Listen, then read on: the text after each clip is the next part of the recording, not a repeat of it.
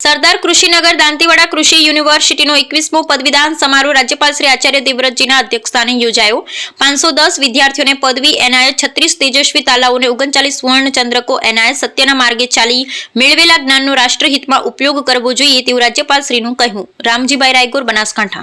किसी भी यूनिवर्सिटी के लिए दीक्षांत समारोह बहुत महत्व का दिन होता है।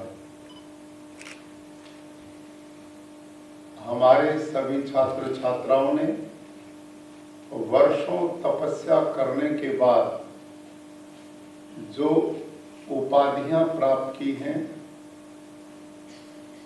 और इन उपाधियों को आप तक पहुंचाने में जिन गुरुजनों ने स्वयं दिए की तरह जलकर आपको विद्या और अपने अपने विषयों से प्रकाशित किया, ऐसे गुरुजनों को और आप सब डिग्री प्राप्त करने वाले बेटे और बेटियों को मैं बहुत बहुत साधुवाद और बधाई देता हूं। दीक्षांत समारोह इस देश में आदिकाल से है। भारत में गुरुकुल शिक्षा प्रणाली होती थी और जब स्नातक अपनी शिक्षा पूर्ण करते थे तो ऐसे ही जैसे आप और हम बैठे हैं ऐसे ही वो बैठते थे और अंतिम उपदेश गुरु अपने विद्यार्थियों को देकर समाज में कार्य क्षेत्र के लिए भेजता था।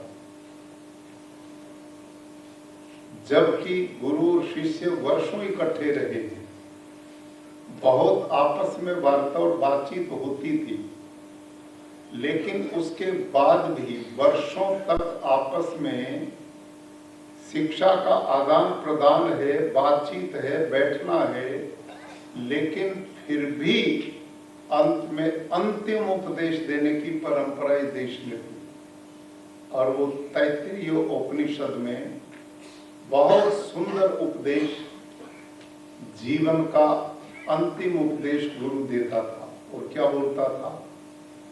बेटे और बेटियों, वर्षों आप हमारे सानिध्य में रहकर शिक्षा प्राप्त करते रहे, अब वो शिक्षा पूरी हो गई, अब आप कार्य क्षेत्र में जाओगे। ये समाज, आपका परिवार, देश आपसे क्या अपेक्षा रखता है?